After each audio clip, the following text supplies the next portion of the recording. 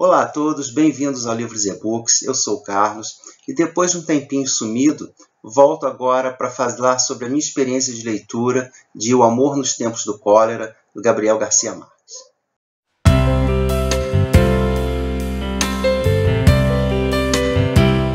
Essa foi mais uma leitura conjunta com os amigos Francis Marques Oliveira, do canal Universo Particular, com a Lê Docena, do Portão Literário, e a Leila Cardoso, do Livros Escreve. A gente tem esse grupinho de leitura, cada mês um de nós escolhe um livro, o grupo lê e no final do mês nós fazemos, cada um no seu respectivo canal, o vídeo com a experiência de leitura. Então eu vou deixar embaixo tanto a playlist com as leituras anteriores, quanto os links nos canais, participantes, para que também depois vocês possam assistir o vídeo de cada um e comparar aí as diferentes experiências de leituras que a gente teve com esse livro. O Gabriel Garcia Marques é um autor mais do que conhecido, ganhador do Prêmio Nobel, autor aí do fantástico 100 Anos de Solidão, uma obra considerada uma obra-prima.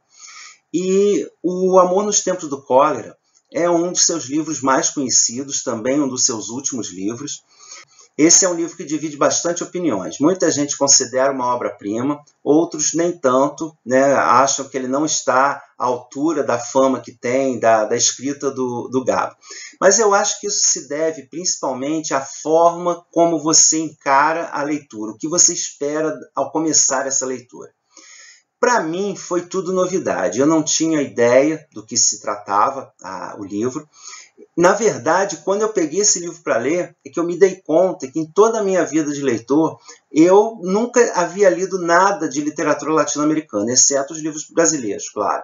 E foi assim uma estreia muito bacana. Eu gostei muito desse livro e até mesmo dentro do nosso grupo ele dividiu bastante as opiniões, Nós temos então nesse livro, como eu disse, um triângulo amoroso entre esses três personagens que começa há mais de 50 anos atrás, quando o Florentino Ariza e a Fermina Daza, ainda jovens, se conhecem, se apaixonam, trocam cartas apaixonadas. Nós estamos ali ainda no século XIX, finais do século XIX, numa cidade bastante provinciana. A Fermina, ela é uma jovem de família abastada, embora ninguém saiba exatamente de onde veio a fortuna do seu pai. E o Florentino, ele é um jovem funcionário dos telégrafos, que na época ainda estava surgindo, era tido ainda como a profissão do futuro. Mas uma das metas do pai da Fermina, era que ela se fizesse um bom casamento, lógico, com a pessoa de nome. E um operador de telégrafo não teria, logicamente, essa condição. Então, esse namoro é desencorajado, e para que ele acabasse de vez, o pai leva a Fermina numa viagem por bastante tempo, pelo interior do país, por locais bastante inacessíveis, onde vivem os parentes deles, com a esperança de que esse amor acabe. Mas o Florentino, como é telegrafista, ele consegue montar por todo o interior do país uma rede de telégrafos em que as mensagens dele conseguem chegar até ela, esteja ela aonde estiver. E isso daí foi muito interessante porque foi inspirado na vida dos pais do Gabo mesmo, como aconteceu com os pais dele.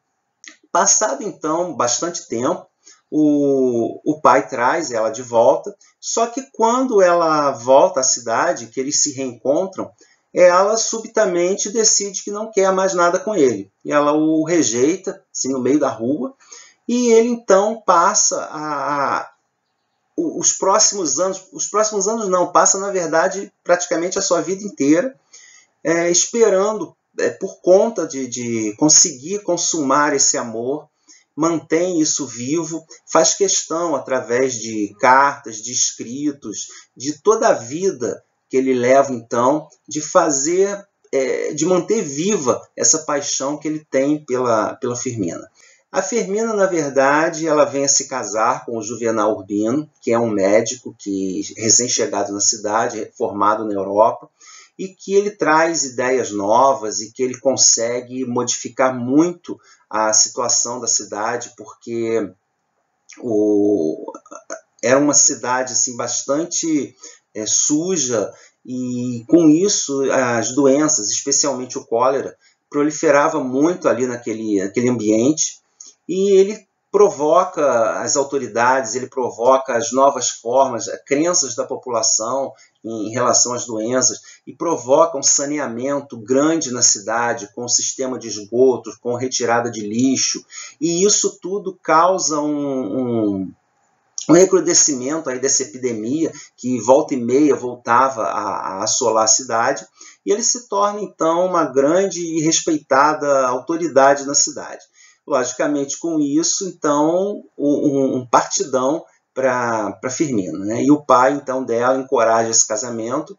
Ela não quer, na verdade, ela nem pensa em se casar. Ele também, na verdade, ele não gosta dela. Ele quer apenas, dentro das convenções sociais, ele precisa ter uma família, e ela é um dos melhores partidos da cidade, então eles acabam se casando. E ficam aí, permanecem casados durante mais de 50 anos, e, na medida do possível, é um casamento feliz. Eles vão desenvolvendo aos poucos um amor, um afeto muito grande entre eles, e apesar das dificuldades todas que passaram, eles foram morar com a mãe dele, que não gostava de forma alguma da Firmina, e ela passou, então, situações bastante constrangedoras com a sogra, mas eles, como assim, um dos casais mais influentes dessa sociedade, aos poucos, né, eles foram se conhecendo nas pequenas coisas, superando ali as pequenas dificuldades que acontecem nos casamentos, e acabaram desenvolvendo um amor verdadeiro, um amor profundo, que veio da convivência, da necessidade, da dependência até mesmo um do outro. Então os dois se cuidavam com muito carinho, tinham essa cumplicidade, chegaram a se entender de uma forma bastante harmônica. Só que, logo no início da história, o Juvenal ele morre de uma forma assim, bastante inusitada, e ainda na noite do velório, acabando ali o velório, nós vemos o Florentino Arias aparecendo, e ele se declara, mais uma vez, apaixonado pela Firmina, e ele diz a ela que ele continua tão apaixonado quanto ele foi a vida toda. E aí, então, o livro relata toda essa história dos dois, mas principalmente foca na vida do Florentino. Inicialmente, depois que a Firmina o rejeita da primeira vez, ele cai numa depressão profunda, e aos poucos ele vai se recuperando, né, e ele passa a manter, ele toma o propósito de manter esse amor vivo até que o Juvenal morra e ele tenha a condição então de se aproximar novamente da Firmina. E ele passa a vida inteira então procurando outras formas de amor. E ele se envolve com inúmeras mulheres de todos os tipos, de todos os jeitos, né? Todas as idades, e sempre de uma forma bastante discreta. Ele não vê isso como amor. O amor mesmo, o sentimento, ele guarda para Firmina. Ele deixa claro isso para todas as mulheres com as quais ele se envolve. E ele passa a anotar todos os casos que ele teve com essas mulheres, né? E no final da vida ele relata aí que tem em torno de mais de 600 anotações ali no seu caderninho. Algumas delas a gente vê aqui detalhes aí desse relacionamento até bastante picantes na narrativa, e principalmente um deles que causa bastante polêmica, causou aqui no grupo, e ele causa bastante polêmica aí durante em todas as pessoas que leem esse livro.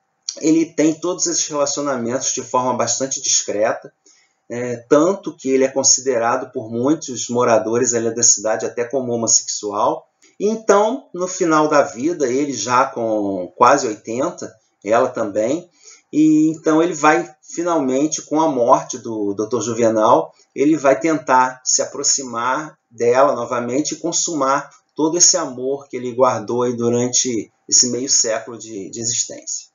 O Florentino, então, mesmo tendo passado toda a sua vida envolvido em experiências sexuais das mais diversas, ele mantém dentro de si essa esperança de reencontrar a Firmina, que é quase uma obsessão, né, já que ele sabe que ela não tem interesse nele, mas ele extravasa isso de várias formas. Ele não consegue, por exemplo, ele trabalha numa firma de navegação, e ele não consegue escrever os relatórios, as cartas comerciais, porque ele o faz de uma forma muito poética. Então ele passa a escrever cartas de amor para as pessoas que não sabem, pessoas apaixonadas que não sabem fazer isso. E ele promove, então, na cidade muitos casamentos, e então ele mantém dentro de si todo esse romantismo desse amor romântico, né, que a gente imagina da literatura, do cinema, né, de todas as obras. Mas não é exatamente esse amor que é mostrado aqui. Ele é muito falado no decorrer de todo o livro, mas os amores que a gente encontra aqui, que eu acho que esse foi talvez o propósito do Gabriel, foi de mostrar vários tipos de amor. Então nós temos o amor do casal, da Firmina com o Juvenal, que foi um amor desenvolvido aos pouquinhos durante toda a vida, que superou as pequenas dificuldades, que é muito mais difícil do que os grandes acontecimentos. Temos os vários tipos de amor sensual e sexual, do envolvimento do Florentino com todas essas mulheres. Temos também, principalmente no final do livro, o amor da velhice, que apesar de toda a decrepitude que vai tomando conta da gente, ele narra isso de uma forma bastante cruel até, porque ele fala que os velhos cheiram mal e que não tem atrativo físico nenhum. Para os velhos conseguirem o amor é uma coisa muito difícil, muito inacessível por conta todas as dificuldades naturais da idade, né? Os sentidos vão decaindo, a possibilidade do sexo vai diminuindo bastante e, enfim, se torna uma condição. O amor não seria uma condição tão presente, tão acessível às pessoas mais idosas. E tudo isso no decorrer do livro todo, bastante pontuado pela questão da doença, da morte. Então, o amor é colocado de uma forma bastante diferente do que muitas pessoas imaginam encontrar no livro. Então, apesar de toda essa estranheza da forma como Florentino levou o amor durante toda a sua vida, tendo tomado, inclusive, decisões equivocadas, mas é como Renato Russo já disse naquela canção famosa: quem irá dizer que existe razão para as coisas feitas pelo coração? Eu gostei mais da escrita do que da história, principalmente por ser uma narrativa muito rica, muito sensorial.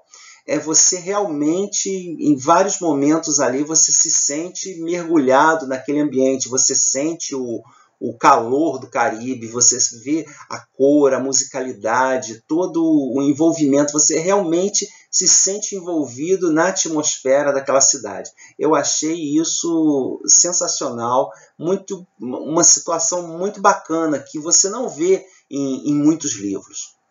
E para complementar a leitura, eu assisti também o filme, que é muito bom. Na verdade, eu considero até que o filme, em certos aspectos, ele é melhor que o livro.